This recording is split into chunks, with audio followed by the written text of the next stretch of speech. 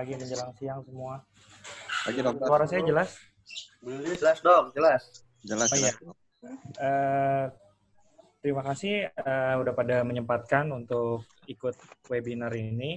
Hari ini kita mau ngobrol sedikit, kali saya bicara sedikit soal rapid test. Sekarang ini kan kita lagi sering dengar nih baik di medsos atau di berita soal rapid test. Nah, saya coba bahas sedikit nanti siapa? Halo? Halo? Ya. Ya. Jelas ya suaranya ya? Jelas. Nah, saya coba bahas sedikit nanti mengenai rapid test ini. Bentar ya, saya siap.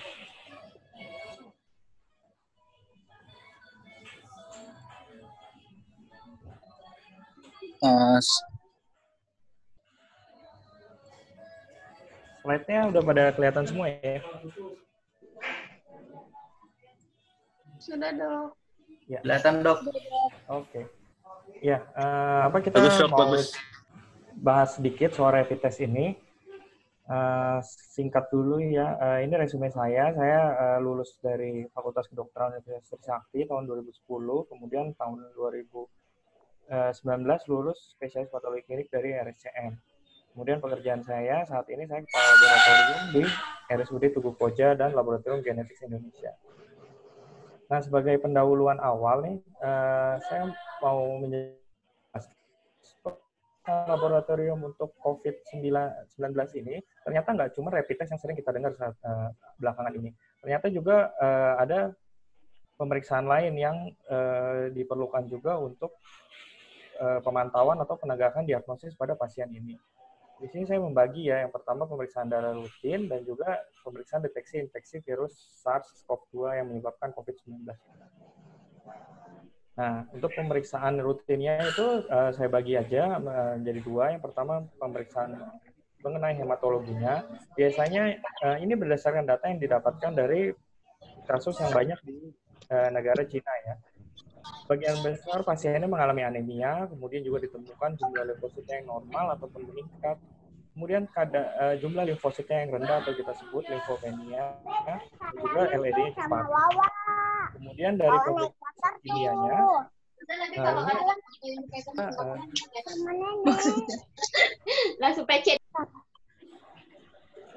dari pemeriksaan kimia yang kita dapatkan adalah kadar CRP yang meningkat dan juga albuminnya yang rendah. Kemudian mengenai deteksi infeksi virus SARS-CoV-2 ini terbagi menjadi dua bagian besar, yaitu deteksi virusnya atau bagian dari virusnya, yaitu kita bisa melakukan deteksi asam nukleat dan juga deteksi antigen. Kemudian deteksi dari antibodi. Antibodi ini yang diproduksi sama tubuh kita ketika masuk patogen atau virus dalam kasus ini. Deteksi antibodi ini kita akan memeriksa kadar imunoglobulin M ataupun G-nya. Nah, kemudian rapid test itu sendiri di mana atau apa rapid test itu sendiri? Ini saya coba cari penjelasan singkatnya. Rapid Diagnostic Test, nama panjangnya atau kita singkat RDT, ini merupakan tes medis yang mudah dilakukan dan cepat. Ini biasanya digunakan untuk screening atau penapisan, kemudian digunakan pada fasilitas kesehatan yang terbatas, jadi bukan lab yang lengkap, yang besar begitu. Kemudian relatif tidak memerlukan preparasi bahan pemeriksaan. Dia juga relatif tidak memerlukan alat analisis untuk melakukan pemeriksaannya. Dan juga hasilnya lebih cepat, antara 20 menit sampai ada yang 2 jam. Ini kenapa relatif, nanti saya jelaskan di belakang. Nah, rapid test untuk COVID-19 sendiri, ini terbagi menjadi rapid test yang mendeteksi antibodi, kemudian dia juga bisa mendeteksi antigen, dan juga ada ternyata rapid test yang dapat mendeteksi asam nukleat. Untuk bahan pemeriksaannya, deteksi antibodi ini kita menggunakan darah dari pasien. Sedangkan deteksi antigen dan deteksi asam nukleat, kita menggunakan sampel berupa swab atau hapusan dari naso atau orofaring. Juga bisa menggunakan sampel dari sputum ataupun cairan bronkus. Nah, ini kita bahas satu-satu ya. Untuk yang tes deteksi asam nukleat, sebetulnya ini yang laboratorium untuk pengerjaannya membutuhkan laboratorium yang khusus. Ini ada karena tahapan-tahapan pengerjaan deteksi asam nukleat ini ada beberapa tahap, melingkupi sampelnya harus dilakukan preparasi, kemudian ada proses amplifikasi dan juga kuantifikasi ataupun selanjutnya deteksi. Kemudian dia memerlukan juga alat lain, alat analisa lain seperti yang ditunjukkan di gambar ini. Ini contoh alat untuk melakukan amplifikasi atau kuantifikasinya. Dan juga perlu laboratorium khusus sehingga syarat-syarat rapid tadi yang saya sudah jelaskan di slide sebelumnya itu tidak terpenuhi oleh pemeriksaan molekuler ini. Sehingga kalau kita tahu saat ini laboratorium yang terkenal yang sering disebutkan dapat memeriksa virus SARS-CoV-2 ini dengan metode adalah laboratorium Eijkman dan juga Balitbangkes. Nah, ternyata pemeriksaan asam nuklear atau molekuler ini juga sudah ada rapidnya. Ini saya ambil contoh salah satu alatnya yang dikenal sebagai GeneXpert. Satu alat ini dapat menggantikan fungsi laboratorium tadi yang beberapa tahapan di laboratorium seperti preparasi sampel, amplifikasi, dan deteksi satu alat ini. Nah, dia reagennya bentuknya seperti kaset, cartridge. Di sini nanti sampel akan dimasukkan ke sini, kemudian kita masukkan ke alat, alatnya yang akan baca. Nah, alat ini memenuhi kriteria rapid tadi. Kemudian keunggulannya, pemeriksaan ini spesifikasinya tinggi. Jadi maksudnya kalau kita menemukan hasil positif, berarti kita menemukan bagian virus atau virus dari SARS-CoV itu sendiri. Deteksi virus kemudian tidak dipengaruhi oleh respon tubuh dalam memproduksi antibodi. Hanya saja dia ada kekurangannya untuk rapid test yang dari yang contohnya yang sebelumnya ini saat ini belum tersedia di Indonesia. Berdasarkan informasi yang terakhir saya dengar, dan dia dipengaruhi oleh proses pengambilan dan transport spesimen. Maksudnya gini, kalau kita mengambil spesimen yang berupa swab naso atau orofaring tadi secara tidak benar atau kita tidak tepat dalam mengambil spesimennya, kemungkinan kita akan mendapatkan hasil yang negatif atau salah. Selain itu, karena laboratorium yang dapat memeriksanya ataupun yang punya alatnya itu baru sedikit, jadi kemungkinan dari tempat kita mengambil spesimen sampai diperiksa itu kita melakukan transport atau kita kirim. Dalam pentransportannya pun harus benar dengan media yang khusus. Kalau itu tidak dipenuhi, kemungkinan akan mempengaruhi hasil. Kemudian ada kekurangan lain juga karena menggunakan sampel swab atau naso atau orofaring, dia memerlukan biosafety laboratory level 2 yang karena ada risiko terjadinya aerosol waktu melakukan pengerjaan atau pengambilan sampelnya. Kemudian metode ini juga dipengaruhi oleh jumlah atau kepadatan virus. Ini maksudnya kalau jumlah virusnya atau densitas virusnya itu masih rendah, kemungkinan akan berpengaruh dari kemampuan alat ini mendeteksi. Jadi ada disebut limit of detection atau quantification, di mana ada alat ini memerlukan jumlah kopi virus tertentu sehingga dapat dideteksi oleh alat. Bila di bawah itu jumlah virusnya, alat akan membaca sebagai negatif. Kemudian kedua adalah rapid test deteksi. Dia mendeteksi antigen virus. Ini mungkin yang belum terlalu familiar ya, tapi ternyata ada rapid test yang mendeteksi antigen virus. Dia sama menggunakan sampel swab dari naso-orofaring karena kita mau cari virusnya itu sesuai dengan penyakitnya yaitu di saluran nafas. Kita harus ambil dari sampel swab naso atau orofaring. Dia hasilnya cepat dalam 30 menit. Tapi masih jadi catatan adalah dia memerlukan alat pelindung diri yang lengkap untuk pengerjaannya. Dan juga mungkin diperlukan biosafety level yang level 2 juga. Nah, ini yang paling mungkin familiar ya akhir-akhir ini. Rapid test deteksi antibody. Mungkin teman-teman semua akhir-akhir ini udah sering lihat di sharingan WA group atau e-commerce toko online menampilkan gambar-gambar seperti ini. Ini yang disebut rapid test yang mendeteksi antibody. Nah, saya mau gambarin sedikit rapid test antibody itu apa sih yang tadi gambar ini. Dia dari mana sih garis-garisnya? Atau maksudnya tempat-tempat ini apa sih? Yang pertama ini adalah sampel pad atau tempat menaruh sampel. Kemudian ini adalah M-line atau garis M, dia mendeteksi adanya imunoglobulin M. Kemudian ini G-line, dia mendeteksi adanya imunoglobulin G. Dan ini control line, dia mendeteksi apakah alat ini waktu dikerjakan sampelnya dia valid atau baik keadaannya dan bisa mengerjakan sampelnya. Nah, pada M-line ini ditempel antibody terhadap IgM. Jadi kalau ada IgM yang pada sampel yang dilewatkan di sini sesuai dengan skema kerjanya itu lateral flow yang bergerak ke arah lateral, dia akan menempel. Nah, semua imunoglobulin M. Kemudian yang di G juga sama, kalau ada di sampel pasien ada imunoglobulin G, dia akan menempel. Kemudian yang kita tahu dari mana itu IgM atau IgG-nya yang terhadap virus SARS-CoV. Nah, di sini ada yang disebut antigen COVID-19 yang berlabel yang dikonjugasi dengan berlabel emas. Dia akan dilewatkan. Bila antibodinya yang terhadap pada sampel pasien adalah antibodi yang spesifik terhadap virus ini, dia akan menempel pada antibodinya dan akan memberikan warna, sehingga nanti hasilnya akan timbul garis warna merah yang kita baca sebagai reaktif.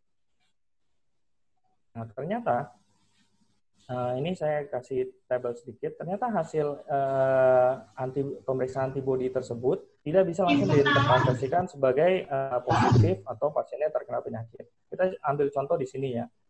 Di sini kita lihat hasil pasien IgM-nya negatif, IgG-nya juga negatif. Ternyata kalau kita periksa PCR atau deteksi asam nukleat molekuler tadi, ataupun kita cek dengan antigen, rapid yang antigen, bisa menimbulkan hasil yang positif.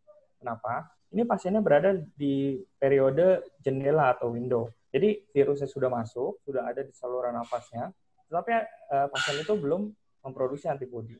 Nanti ada grafiknya untuk menjelaskan lebih lanjut. Begitu pula kalau IgM-nya positif dengan IgM-nya negatif. Ini masih ada perlu dilakukan analisa lebih lanjut. Nah, apa sih yang perlu dipikirkan dalam memilih rapid test yang banyak di pasaran? Tentunya rapid test yang di pasaran itu sampai saat ini kalau kita lihat gambarnya aja itu ada berbagai macam jenis ya. Untuk memilihnya itu tidak sekedar hanya misalkan dari harganya, nggak seperti itu. Ini saya tampilkan 4 contoh dari data yang saya diambil dari insert kit tiap merek tersebut. Merek A itu diproduksi di Amerika, sudah disertifikasi, dia mengklaim sensitivitasnya sekitar 99% untuk IgG dan IgM-nya 90% dengan spesifitas 98 dan 97. Sedangkan merek B dari Korea, dia mengklaim bisa sampai 100%. Merek C dari Tiongkok, dia membagi dua. Jadi untuk sampel pasien yang diperiksa di awal, antara hari ke-4 sampai hari ke-10, ternyata sensitivitasnya tidak terlalu tinggi. Sedangkan di hari yang lebih lama, sekitar hari 11 setelah gejala, dia mendapatkan sensitivitasnya baik. Kemudian ada tes lain juga dari Tiongkok, ini mengklaim hanya ini salahnya sekitar 75,5% dengan spesifitas yang 97,6%. Kenapa ini bisa berbeda antar alat baik itu yang dari produksi Amerika, Korea, Tiongkok, dan yang dari Tiongkok ini pun berbagai macam. Ini saya hanya ambil 2 contoh. Kenapa ini bisa berbeda? Ini saya coba tampilkan yang tadi. Ini adalah disebut serokinetik atau perjalanan produksi antibodi dalam tubuh. Waktu kita terpapar virus antara 14 hari sampai mulai timbul gejala, ini belum ada antibodi. Tetapi kalau kita melakukan pemeriksaan PCR atau deteksi antigen dari swab tenggorokan, kita mungkin mendapatkan hasil positif di sini. Kemudian mulai dari hari gejala pertama atau kita hitung hari 0, ini IgM mulai diproduksi antibodi IgM. Sedangkan antibodi IgG menurut jurnal ini diproduksi mulai hari ke-7. Ini pun masih banyak jurnal yang menampilkan data yang lebih berbeda karena pertama penyakit ini penyakit yang baru, kita masih belum tahu terlalu detail mengenai serokinetik penyakit ini. Nah, kembali lagi kenapa antar alat itu juga berbeda. Di sini ada garis ini adalah antibody level atau kadar antibody. Masing-masing alat mempunyai batas deteksi dari antibody level yang berbeda. Kita anggaplah alat A itu dia deteksinya di sini. Berarti pasien yang diperiksa sebelum kadar antibodi yang mencapai garis ini, dia akan dianggap negatif. Sedangkan yang sudah mencapai, dia akan positif. Dari situ juga kita bisa lihat dari kit yang tadi yang kita kasih kode C, kalau makin lambat kita periksanya atau makin lama kita periksanya, hasilnya akan lebih baik atau lebih tinggi. Karena ini kita lihat makin jauh dari hari pertama muncul gejala, kadarnya itu akan semakin tinggi. Nah, untuk kelebihan dan kekurangannya, untuk kelebihannya rapid antibody test ini relatif lebih mudah dilakukan. Kemudian hasilnya juga cepat. Biasanya sekitar 15-20 menit kita sudah mendapatkan hasil. Dan dia tidak memerlukan ruangan khusus karena kita menggunakan sampel darah dan sampai saat ini belum diketahui risiko penularan virus SARS-CoV ini melalui darah, sehingga ya perlakuannya hanya seperti mengerjakan sampel biasa. Tapi tentunya dengan alat pelindung diri yang cukup juga. Nah, untuk kekurangannya, dia hasilnya bisa positif palsu atau negatif palsu. Kenapa? Yang tadi saya bilang, kalau kita memeriksanya terlalu awal, kemungkinan antibodi yang diproduksi badan belum cukup untuk dideteksi sama alat. Atau positif palsu. Jadi, ada laporan juga bahwa hasil antibodi yang terdeteksi pada alat rapid test antibody ini itu bisa disebabkan oleh virus lain yang punya struktur mirip dengan si SARS-CoV-2 ini yang menyebabkan COVID-19. Nah, walaupun begitu, rapid test ini masih tetap bisa digunakan karena ini ada tabel ini.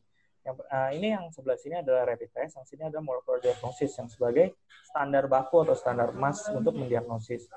Walaupun PCR itu yang paling baik, tapi dia test time-nya lebih lama. Jadi untuk mengerjakan tes dari awal sampai keluar hasil itu sekitar 5 sampai 6 jam.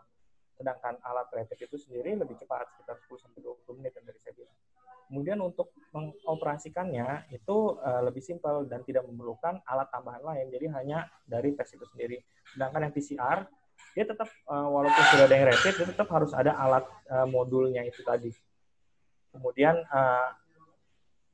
untuk mengerjakan rapid sebetulnya tidak memerlukan analis atau ahli lab. Kita bisa mentraining tenaga kesehatan lain untuk melakukannya. Sedangkan untuk PCR kita yang bisa mengerjakan hanya analis dengan keahlian khusus. Untuk keamanan juga rapid relatif lebih aman karena dia menggunakan darah yang tadi saya bilang. Sedangkan PCR dia menggunakan swab yang mengandung virusnya itu tadi sendiri. Nah, ini juga lebih ringkas dia sehingga bisa dibawa-bawa dan bisa dikerjakan langsung di samping pasiennya. Nah, ini yang banyak ditanya ke saya juga. Siapa aja sih yang perlu dites? Nah, ini menurut rekomendasi dari Perhimpunan Dokter Spesialis Patologi Klinik yang terbaru, rapid test ini direkomendasikan untuk yang pertama adalah orang tanpa gejala. Tapi dia harus terutama yang diutamakan adalah yang punya riwayat kontak dengan minimal 7 hari dengan orang yang positif COVID-19 ini atau memiliki risiko tertular. Siapa yang memiliki risiko tertular itu yang terutama adalah tenaga kesehatan yang banyak berhadapan dengan pasien. Kemudian orang dalam pemantauan dan juga pasien dalam pengawasan. Ini ODP atau PDP. Nah, alurnya bagaimana kalau misalkan mau melakukan pemeriksaan ini? Nah, pasien yang merasa perlu screening pemeriksaan COVID-19 ini harus diperiksa dulu oleh tim penyakit infeksi. Tim penyakit infeksi ini masing-masing rumah sakit atau fasilitas kesehatan bisa beda ya. Bisa dari dokter spesialis ataupun dokter umum. Tapi yang penting harus dinilai dahulu. Ini apa tujuannya? Untuk menentukan pasien ini adalah orang yang digolongkan kontak erat risiko tinggi atau orang tanpa gejala tadi, ataupun orang dalam pemantauan. Nah, setelah itu baru dilakukan pemeriksaan rapid tes tadi. Nah, bagaimana mengartikan hasil tesnya tadi? Kalau hasilnya negatif, nah ini kan yang banyak nih yang kita dengar kalau hasilnya negatif. Apakah pasti tidak sakit COVID-19? Nah, ini juga ada alurnya. Setelah dilakukan pemeriksaan rapid test antibody, hasilnya bisa ini reaktif atau positif ataupun negatif. Bila hasilnya positif pun atau reaktif, ini kita nggak bisa langsung bilang dia pasti positif COVID-19. Ini akan dirujuk ke rumah sakit rujukan yang dapat mengerjakan pemeriksaan PCR atau dia dapat mengambil swab untuk pemeriksaan PCR. Karena yang kita ketahui tadi, dia dapat positif palsu karena bisa cross reaksi dengan virus lain. Nah, sedangkan ini yang banyak nih. Hasilnya negatif. Nah, tetap disarankan untuk pemeriksaan ulang antibodi setelah 7-10 hari. Kenapa? Yang tadi kalau kita ingat di kurva itu, dia akan mencapai deteksi kadar antibodi akan mencapai puncak setelah 7 hari.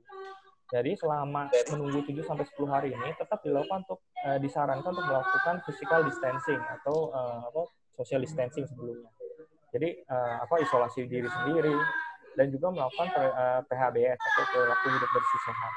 Nah, setelah 7 hari ini kita melakukan pemeriksaan antibodi ulang, dia hasilnya juga dapat positif atau reaktif. Langsung kemudian kita rujuk untuk tetap dilakukan pemeriksaan PCR sebagai standar baku tadi. Nah, sedangkan bila setelah 7 hari kemudian dia didapatkan hasil negatif atau tidak reaktif, pasien ini boleh dianggap tidak terinfeksi. Tapi ingat, kalau kita belum punya antibodinya, artinya apa? Kita masih rentan untuk terkena. Jadi kalau kita tidak melakukan physical distancing ataupun isolasi, kita masih mungkin terpapar dari orang-orang lain yang mungkin sudah terkena, tapi dia juga belum tahu kalau dia terkena. Nah, bagaimana melakukan tes ini? Tes rapid ini hanya dilakukan hanya oleh petugas medis yang terlatih. Terlatih dalam hal apa? Yaitu prosedur persiapan sampelnya, dalam pengambilan sampel, atau kemudian prosedur pengerjaan tesnya. Jadi tesnya walaupun sesimpel itu, ternyata nggak simpel juga. Jadi ada berapa mili atau mikroliter yang harus diteteskan, terus urutan meneteskannya, sampel dulu, kemudian buffernya. Kemudian yang terpenting adalah waktu pembacaan. Masing-masing tes ini memiliki waktu pembacaan hasil yang berbeda-beda dan itu harus pas. Gitu. Karena kalau waktu pembacaan yang ditunda lebih lama, hasilnya jadi berubah dan tidak valid. Bisa jadi positif palsu atau bisa juga jadi negatif palsu. Nah, yang terpenting adalah buang juga benar karena bahan sampel ini infeksius, yaitu dari darah. Kemudian pemilihan tes rapid ini dilakukan oleh tenaga ahli atau spesialis patologi klinik. Kenapa? Ini karena terdapat perbedaan tadi itu dalam hal sensitivitas maupun spesifisitas. Kemudian juga adanya interferensi dalam hal ini, misalkan ada sampelnya terlalu kuning ataupun interferensi lain. Kemudian juga kita harus memilih sampel mana yang limit deteksinya itu paling rendah. Tujuannya apa? Supaya walaupun antibodi yang diproduksi oleh tubuh masih sedikit, rapid test kita mampu mendeteksinya. Nah, sedangkan analisa dan kesimpulannya hasil hanya dilakukan oleh tim ahli. Karena yang tadi saya bilang, hasil negatif belum tentu negatif. Hasil positif juga belum tentu kita bisa simpulkan dia sebagai pasien positif. Nah, yang terakhir, take home message-nya nih.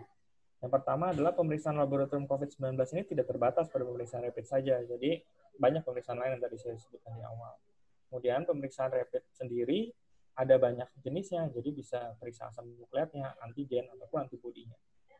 Kemudian, pemeriksaan rapid ini hanya dapat dikerjakan oleh tenaga medis yang terlatih. Jadi, ingat ya, nggak boleh beli sendiri dan mengerjakan sendiri. Kemudian, nah ini, tidak boleh melakukan pemeriksaan rapid ini sendiri. Nah, harus diingat juga dan harus dicatat nih, hasil yang negatif belum tentu Anda bebas dari COVID-19. Jadi yang penting adalah stay at home, di rumah aja, satu padu, dan semua bisa sehat. Nah, ini gambarnya. Jadi kita tenaga medis udah berusaha semaksimal mungkin untuk tetap melayani dengan ke rumah sakit. Nah, kalian yang bisa work from home, lebih baik stay at home. Jadi, terima kasih.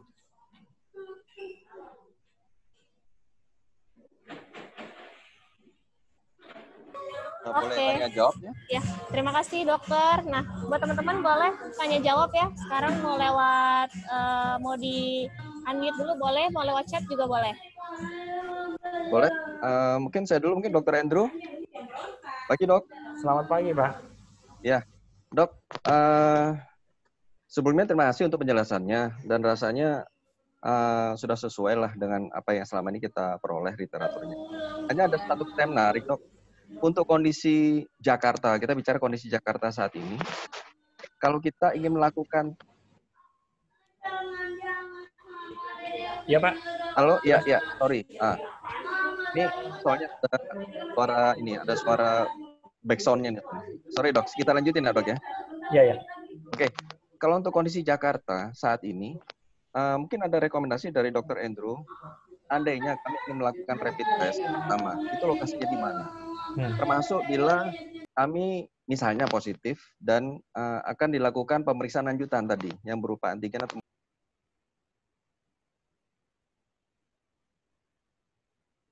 Halo, halo, Dok. Sorry, di-mute lagi tadi. Halo, sorry ya ada background. Soalnya saya webinar ini kebetulan dari rumah sakit. Dari rumah sakit, ada, ya. Ya, terima Tadi kasih. gimana pertanyaan saya udah clear, Dok? Ya, sudah. Pak Mahfud ya. Ya, terima kasih. Ya, saya jawab dulu ya Pak ya. Untuk saat ini pemeriksaan rapid masih belum dirilis secara komersil Pak. Maksudnya gini, untuk pasien-pasien yang mau melakukan pemeriksaan, di mana itu masih belum ada laboratorium ataupun rumah sakit yang ditunjuk Pak untuk itu. Tetapi gini, untuk pasien yang merasa pernah kontak, misalkan keluarganya atau tetangganya ada yang dipastikan dia positif COVID-19, itu sebaiknya memeriksakan diri ke rumah sakit ataupun puskesmas terdekatnya. Nanti di situ akan ada tim ataupun dokter yang akan menganalisa apakah pasien itu dalam status misalkan kontak erat, risiko tinggi, ataupun dia dikategorikan ODP ataupun PDP. Nah dari situ baru akan ditentukan apakah dia akan menjalani tes rapid ataupun bisa langsung di swab. Karena yang saya tahu kalau untuk pasien dalam pengawasan atau PDP itu dia diusahakan langsung dilakukan pemeriksaan swab. Kira-kira jelas nggak Pak? Oke, idealnya memang seperti itu, dokter. Tapi kan kita kondisi saat ini kan, apakah memang tidak ada satu cara, misalnya gitu ya, kita dalam satu lingkungan itu menemukan ada PDP. Nah, apakah harus ke puskesmas dulu prosedurnya? Ya, kalau puskesmasnya bisa cepat. Nah, kemudian kalau direkomendasikan ke rumah sakit, nah apakah bisa cepat mendapatkan rapid test itu dari rumah sakit tertentu? Itu aja sebetulnya sih, Dok. Iya Pak, saya paham sih kekhawatiran di masyarakat juga pasti seperti itu ya Pak ya. Cuman untuk alur resminya sampai saat ini saya belum dapat informasi Pak, rumah sakit mana yang bisa melakukan rapid test itu. Maksudnya kalau pasien datang langsung minta pasti dikerjakan gitu. Jadi tetap kembali lagi ke kalau memang kontaknya erat, misalkan satu rumah ataupun lingkungan kerja yang masih kerja, itu sebaiknya memang memeriksakan diri dulu, lapor lah minimal. Kemudian kalau memang belum ada tindakan atau pemeriksaan yang bisa dilakukan, ya harus isolasi mandiri dulu Pak. Jadi diam di rumah gitu. Jadi physical distancing itu yang paling penting sekarang. Nanti kalau ada informasi lebih lanjut kita rilis di media sosial atau yang jelas sih tujuannya adalah supaya jangan melakukan pemeriksaan itu secara mandiri Pak. Gitu. Jangan beli langsung dari toko online ataupun melakukan sendiri. Oke. Itu sebetulnya pertanyaan saya kedua sih, dan ini terakhir supaya gantian dengan yang lainnya, Dok. Kalau misalnya kita ingin cepat melakukan rapid test dan punya distributor yang dia izin Depkes lah ibaratnya. Nah, saran dokter bagaimana, Dok? Masukan mungkin kalau kita melakukan rapid test secara mandiri gitu. Maksudnya secara mandiri gimana ya Pak? Jadi misalnya kita membeli, tadi kan dokter bilang jangan beli dari online. Oke lah, kita tidak membeli istilahnya strips dari online, tapi kita punya distributor sendiri misalnya, yang dia terdaftar di Depkes gitu ya. Nah, seandainya misalkan kita mendapatkan sumber dari luar, mungkin ada masukan dari dokter. Tadi kan sudah diceritakan bagaimana caranya melakukan pengecekan yang aman gitu ya Dok, ya, pemeriksaan yang aman. Tapi kan kita lihat kondisi real saat ini Dok.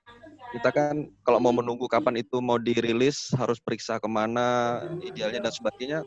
Telepon 119 dengan 112 sendiri kan sampai sekarang masih belum bisa siap lah, bisa dikatakan begitu. Nah, kalau misalnya kami ingin melakukan itu secara swadaya gitu ya, kita beli dari distributor yang terregister, kemudian kerjasama dengan klinik mungkin gitu kan. Nah, menurut dokter gimana Dok? Ya baik Pak, terima kasih. Jadi selama proses memasukkan alat, karena kebetulan alat-alat itu dalam sampai saat ini adalah produksi luar ya Pak ya, jadi impor. Selama proses masukinnya ke impor ke Indonesia itu resmi, jadi dapat izin edar ataupun saat ini yang istilahnya atau apa saya kurang paham itu dari pihak Kemenkes, itu saya kira sih selama itu kemudian ada penanggung jawabnya, dalam arti ada dokter patologi klinik ataupun pasiennya juga dianalisa dan diperiksa atau nanti yang melakukan analisa akhir adalah tim, jadi dari patologi klinik ataupun dari penyakit dalam yang merawat ataupun dari dokter. Saya kira sih masih oke untuk saat ini ya, karena kita juga sebetulnya antibody ini walaupun yang tadi saya udah bahas banyak kelemahannya ataupun banyak pitfall-nya kita sebut, tapi kita masih bisa menggunakan ini dengan baik gitu, membantu kita dalam arti gini, kalau ada pasien-pasien ataupun OTG ya, orang tanpa gejala ataupun orang bergejala tapi masih ringan, tapi dia belum dapat kesempatan untuk di swab gitu, sedangkan dia bisa mengakses rapid test ini dan kebetulan hasilnya bisa ditemukan positif, kita kan bisa lebih cepat isolasi dia ataupun memberikan penanganan. Jadi selama prosesnya itu resmi, menurut saya sih masih bisa dilakukan. Terima kasih dok, silakan yang lainnya mungkin gantian tanya. Terima kasih ya dok. Ya, terima kasih. Oke, terima kasih Pak. Nah, untuk selanjutnya ada pertanyaan nih dok di chat. Dok, apakah kalau sudah antibodi COVID-19 bisa tertular lagi? Ya, terima kasih dari Lili ya ini ya. Kalau udah ada antibodi COVID-19 ini, risiko tertularnya masih ada tetap. Jadi kalau sebentar ya saya bukakan lagi ini slide.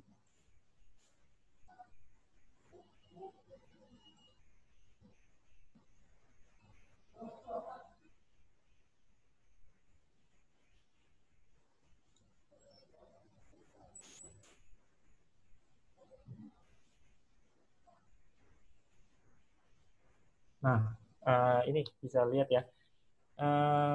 Di sini sudah terbentuk antibodi IgG. Nah, kemudian di sini ada jeda, kemudian ini ditulis reinfection. Jadi ada kemungkinan dia terinfeksi kembali. Cuman kalau terjadi reinfeksi, produksi IgG-nya akan meningkat lebih cepat. Kenapa ini bisa terjadi? Ini karena virus dari SARS-CoV ini sendiri dia mudah terjadi mutasi, sehingga kekebalan kita itu bukan kekebalan yang lebih istilahnya lebih poten gitu. Jadi ini seperti flu, kita kan nggak pernah bisa bebas dari flu 100%.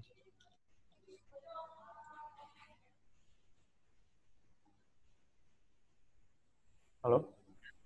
Bisa? Apakah masih ada pertanyaan?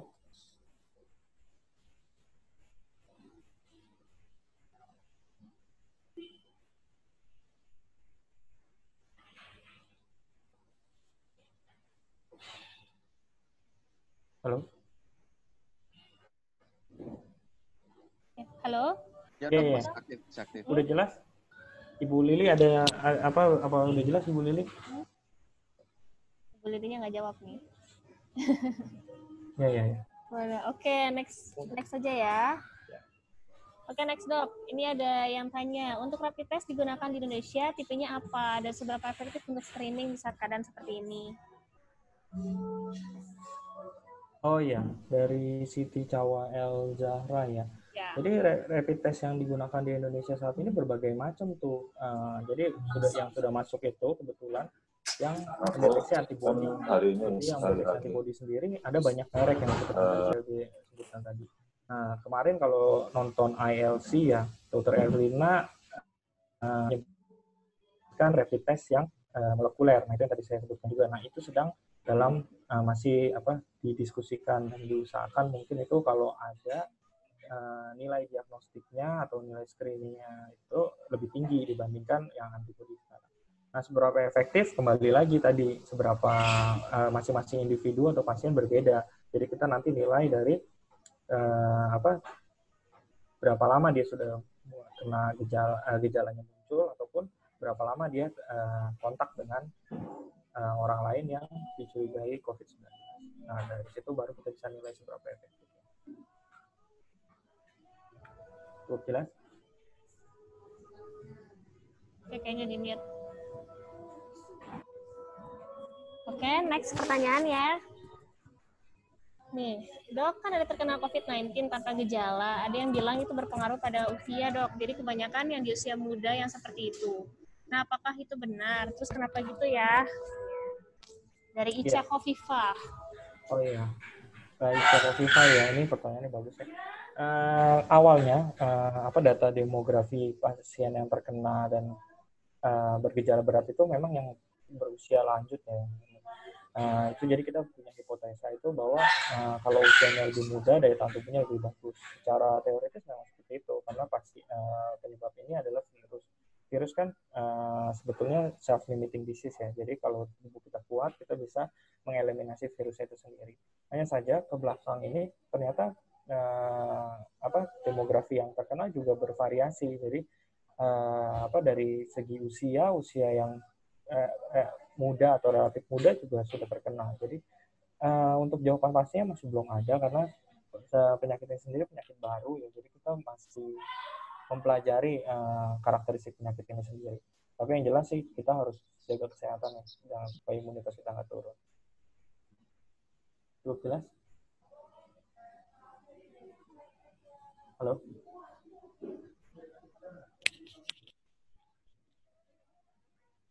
Halo? Bu Sonia? Ini saya lanjut aja nih ya. Ya, langsung lanjut aja, Dok. Ya, ini ada yang nanya juga nih dari Ratna nih, apa bahaya dari false negatif dan false positif dari rapid test ini. Nah, ini bagus juga nih. Kalau false negatif, berarti hasil dari rapid testnya negatif, padahal pasiennya sudah terpapar gitu ya, yang tadi kita lihat di kurva, berarti dia ada di sebelah kiri, dia sudah ada virusnya, tapi tidak menunjukkan antibodi positif. Bahayanya adalah kalau dia awareness-nya rendah, jadi dia merasa negatif, terus dia tidak melakukan social physical distancing tadi itu sendiri, dia kemana-mana, jalan-jalan segala macam, itu risiko menularkan. Jadi kita nggak bisa flattening the curve itu, jadi menurunkan angka positifnya itu jadi akan sulit. Jadi kita tidak mendukung kerja pemerintah seperti, sedangkan kita sekarang ini usaha kerasnya adalah menurunkan angka positif ini sendiri dengan physical distancing itu sendiri. Nah, kalau false positif itu ya jadi over treatment atau over khawatirnya ya gitu. Padahal sebetulnya dia tidak terinfeksi oleh SARS-CoV-2 ini, tetapi oleh virus varian lain, corona lain, ataupun virus flu yang punya bentuk mirip, ya sebetulnya bahayanya bukan ke komunitas itu. Oke.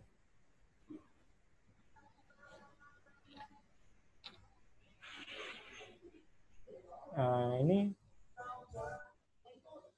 dari Clarissa ya, ini jika pasien sudah dinyatakan sembuh dari COVID-19, apakah ada efek samping untuk pasien? Nah, yang tadi saya bilang karakteristik ini dari virus ini, penyakit ini sendiri belum diketahui secara dalam ya, secara detail. Jadi saya tidak berkompeten untuk jawab ini. Saya belum tahu sampai sejauh itu. Sorry dok, boleh nambahin sedikit dok? Boleh.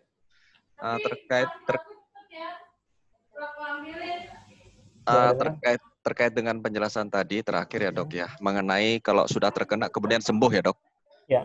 Di beberapa literatur sempat disebutkan bahwa kita yang sembuh dari COVID itu mengalami penurunan kualitas paru-paru dok. Karena paru-paru itu yang diserang oleh coronavirus ini. Nah ini hanya sharing aja sih, bisa jadi salah informasi itu dok. Mungkin ada pendapat dok. Ya, kebetulan saya belum baca literatur secara lengkapnya ya Pak, tapi saya sempat dengar sekilas lah itu dibahas gitu ya. Bisa jadi seperti itu. Jadi kan paru-paru itu kan suatu jaringan yang elastik ya, relatif elastik seperti spons gitu ya. Kalau dia mengalami peradangan yang berat, dia akan digantikan oleh sel-sel yang fibrotik. Jadi lebih keras, jadi untuk melakukan fungsinya sebagai tempat pengumpulan oksigen jadi berkurang. Itu bisa jadi, tapi kembali lagi belum diketahui secara pasti atau secara detail soalnya. Ya, terima kasih dok. Terima kasih dok ya.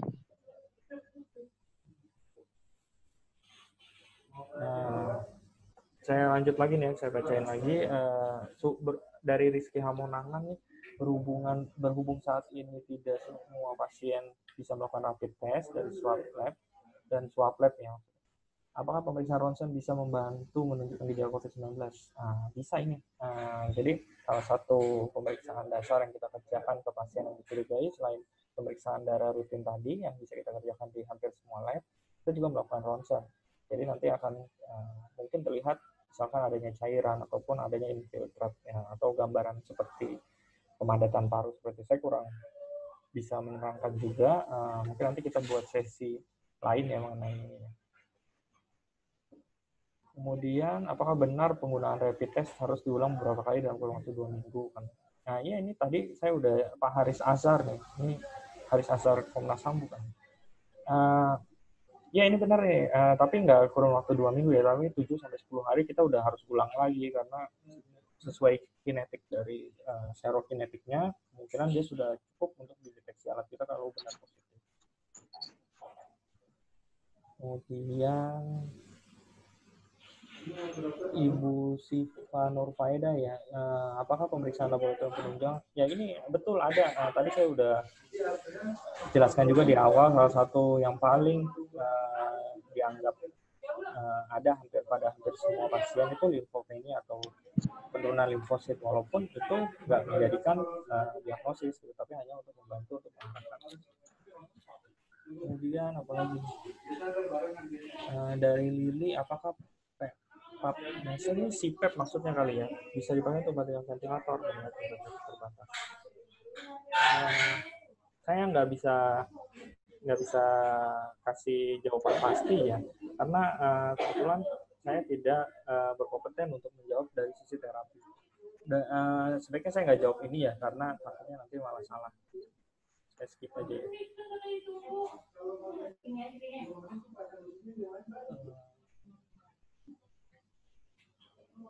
Nah, dari Alivia nih, jadi kalau pasien tanpa gejala umum, teman sekali, kemudian masa inkubasi virus itu sampai bergejala berapa hari ya?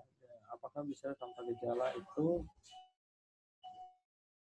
sama pengobatan? Nah, jadi inkubasi virusnya bervariasi sih, ada sekitar 7-14 hari, makanya itu kita melakukan physical distancing selama itu minimal ya, walaupun mungkin itu bisa salah. Jadi selama mungkin kita melakukan physical distancing itu lebih baik. Gitu. Nah, apakah bisa tanpa gejala? Bisa. Kalau daya tahan tubuh kita kuat, kita bisa mensupresi patogenitas dari virus itu sendiri. Kemudian bisa sembuh sendiri, bisa.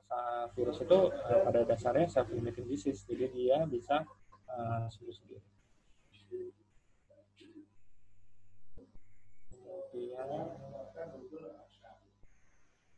Ini Ibu Clarissa Valencia, ini pertanyaan terakhir katanya. Apakah berbahaya jika kita keluar tanpa masker? Apakah benar khusus COVID ini bersifat menular di udara?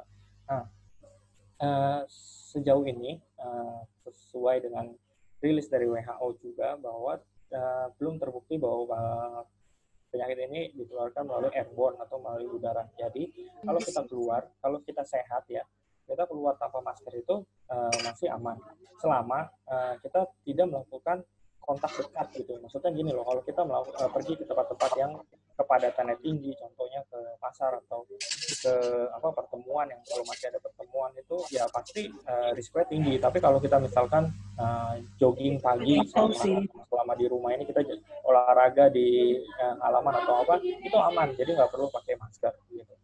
Jadi dan penyakit ini tidak sampai saat ini rilis dari WHO tidak menular lewat udara. Terima kasih. Dan ada lagi ini dari Robiatul, penggunaan disinfektan dan hand sanitizer apakah bisa menyebabkan bakteri menjadi resisten? Tidak ya, sejauh ini yang dilaporkan sih belum ada itu, dan sepertinya tidak ya. Jadi kebetulan ini juga bukan bakteri tapi virus, dan penggunaan disinfektan dan hand sanitizer tidak menyebabkan resistensi.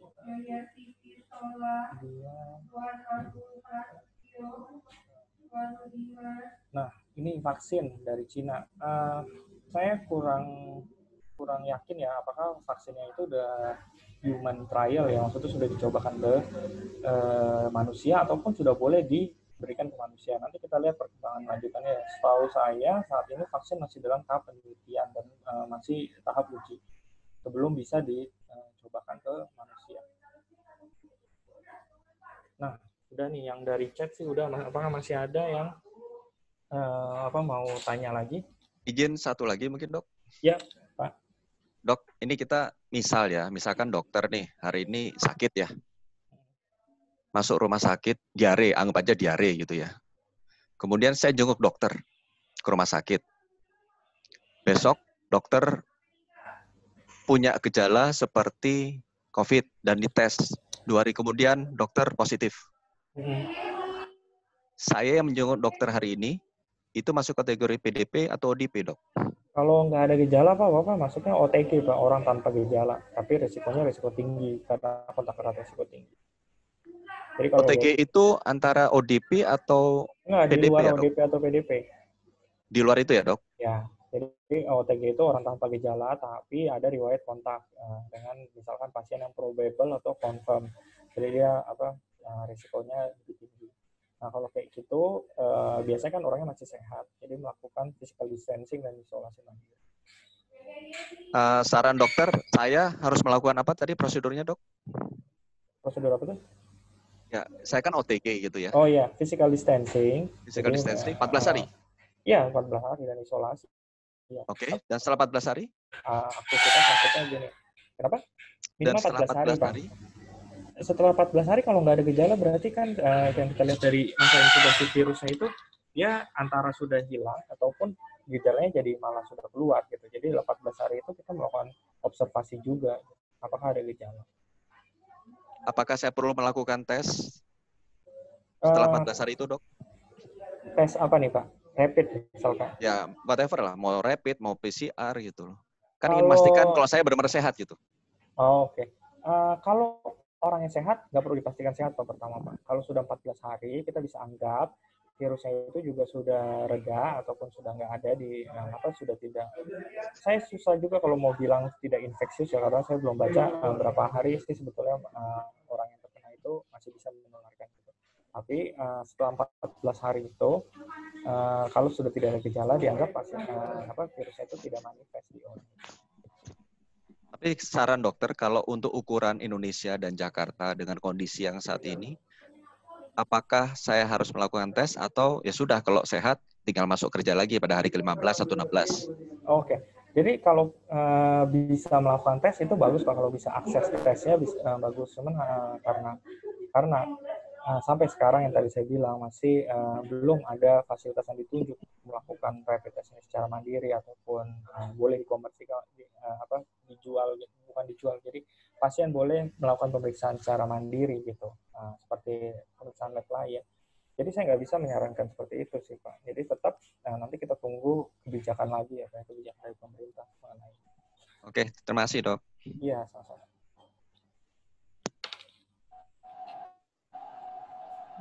Masih ada? Mungkin teman-teman masih ada lagi yang mau bertanya?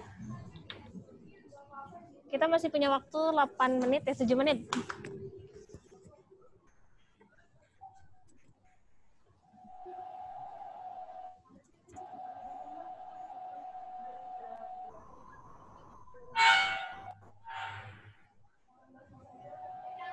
Saya lagi, Dok, mohon izin tanya. Ya. Dok, saya kan punya anak kecil ya, Dok, umur 3 tahun gitu. Di masa-masa begini tuh dia udah batuk itu sudah 3 bulan nggak sembuh-sembuh. Saya udah 2 kali ke dokter, minum antibiotik segala macam. Nah, sempat dia demam, tapi mild sih, 375 gitu maksimal. Nah, gitu tuh saya agak panik, Dok, mau ke dokter juga nggak berani, mau ke rumah sakit nggak berani gitu. Saran dokter gimana ya, Dok?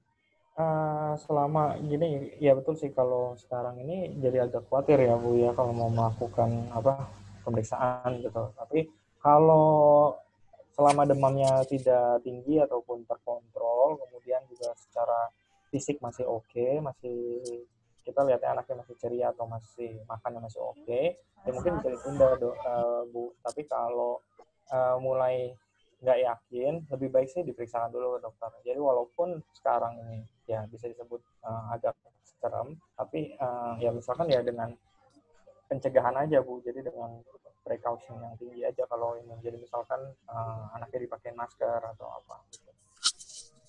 Kalau misalnya ke dokter pun, ke dokter apa sarannya, Dok? Dokter anak atau Iya, dokter THT? anak. Dokter anak ya? Oh, jangan ke THT ya, Dok ya? Bukan, dianalisa dulu Bu, dokter anak Bu. Oh, oke. Thank you ya, Dok. Informasinya sangat-sangat membantu banget, Dok. Iya, sama-sama Ibu. Oke, kemudian ada pertanyaan lagi dari Rizky ya. Berarti kalau OTG treatmentnya lebih baik isolasi di rumah 14 hari ya, Dok? Atau tetap bisa beraktivitas? Contohnya masuk kantor dengan menggunakan masker dan physical distancing. Ya, Pak Rizky, ya ini. Kalau OTG itu yang paling baik adalah isolasi di rumah dan physical distancing. Cuman kan kalau ada keperluan yang ini ya pakai masker gitu ataupun melakukan precaution lainnya. Jadi perilaku hidup bersih sehat itu sering cuci tangan, nggak pegang-pegang muka atau hidung, menghindari salaman juga tentunya sekarang ini ya. Tapi yang terbaik adalah isolasi di rumah. Kalau udah OTG terutama yang juga risikonya tinggi, kontak eratnya risiko tinggi. Gitu. Halo? Ya, halo? Ya. Mungkin Ibu atau siapa? Pak Rizky sudah terjawab. Oke dok, langsung ke pertanyaan selanjutnya ya. Saya ada baby newborn, ya dari Erich. Saya ada baby newborn umur 1 bulan dan sudah saatnya suntik imunisasi lagi. Tapi saya khawatir ke rumah sakit di kondisi sekarang. Saran dokter gimana? Oh iya, ini ada titipan juga nih dari sejawat saya yang spesialis anak bahwa imunisasi kalau bisa jangan ditunda ya. Jadi tetap imunisasi. Hanya mereka juga udah melakukan pencegahan sebisa mungkin kok. Jadi antara anak-anak yang sakit, misalkan yang batuk ataupun ada demam, dengan anak-anak yang datang untuk diimunisasi sudah diusahakan untuk dipisahkan gitu. Jadi nanti coba cari informasi aja ke dokter anaknya atau ke rumah sakit yang biasa dikunjungi, bagaimana prosedurnya di sana. Gitu. Jadi mereka udah berusaha semaksimal mungkin untuk melakukan triase istilahnya, jadi dipisahkan antara yang sehat dengan yang curiga. Jadi tetap harus imunisasi.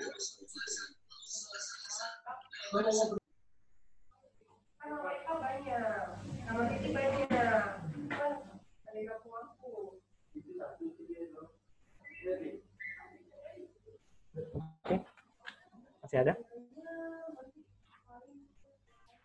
Masih dok, masih ada nih. Mengenai herd immunity itu dok, ada yang nanya tuh. Oh iya, herd immunity ya. Kebetulan saya belum baca secara detail nih, jadi kayaknya saya belum kompeten untuk jawab ini dulu, takut nanti salah. Sepertinya ini juga bisa nanti dijelaskan di webinar sesi berikutnya ya mengenai perilaku virus ini sendiri ya. Nanti mungkin nanti bisa disambungkan ke herd immunity ini juga. Jadi lebih lengkap besok hari Sabtu nanti ya, ditunggu aja informasinya.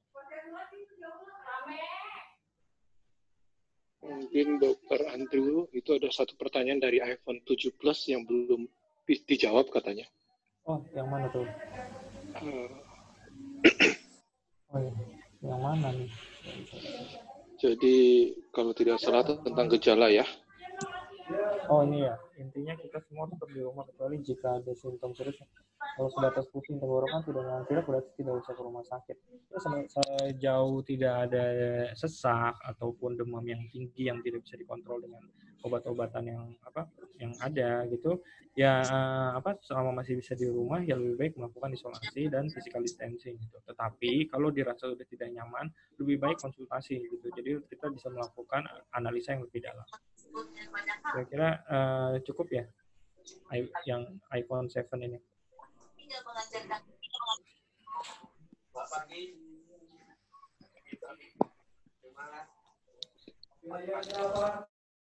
Ini Pak Denny Permana, kalau mau ke supermarket apotek gimana ya? Kalau mau ke supermarket atau ke apotek untuk kebutuhan yang harus dibeli ya silakan aja gitu. Cuman melakukan precaution juga ya. Kalau ya menghindarilah kalau ada ramai atau ada antrian ya sebaiknya nggak usah gitu.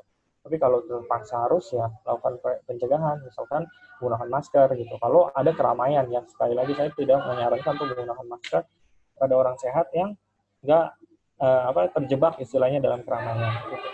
Untuk petugas apotek apakah rentan terkena ya tentunya karena kan dalam masa pembatasan aktivitas ini juga untuk farmasi ataupun supermarket itu masih belum ditutup ya atau tidak ditutup karena kan ada kebutuhan juga untuk bahan pokok dan juga obat.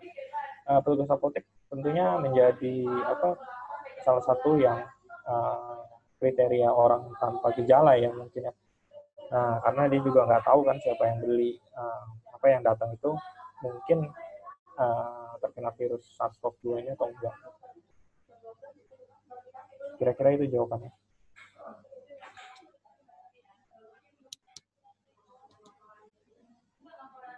Ada lagi? Waktunya masih ada atau habis? Masih ada lagi yang mau ditanyakan? Sudah terjawab semua ya? Oke. Oke, mungkin kalau udah nggak ada, aku tulis sedikit. Intinya kita juga nggak bisa beli sembarangan rapid test ya, dok. Mana-mana kayak di Tokopedia, terus di tempat-tempat lain yang kita juga nggak tahu itu akuratnya seberapa, kita nggak tahu gitu. Dan yang paling bahayanya nanti malah bikin jadi rumah sakit membludak juga karena ya beneran atau enggak positif atau negatif gitu ya. Oke. Jadi teman-teman terima kasih banyak waktunya untuk webinar kali ini. Kita masih ada webinar ketiga hari Sabtu. Nanti kita share juga di sosial media kita. Intinya sih sehat-sehat selalu, semoga lancar semuanya gitu. Mungkin dokter ada yang mau disampaikan lagi terakhir? Ya udah, yang paling penting adalah melakukan physical distancing seperti yang disarankan oleh pemerintah. Tetap makan harus bervariasi juga, harus sehat juga, tetap olahraga. Ya kita harus bersabar ya dan harus bersatu sampai wabah ini lewat. Oke, terima kasih semuanya, terima kasih waktunya, stay safe juga semuanya ya.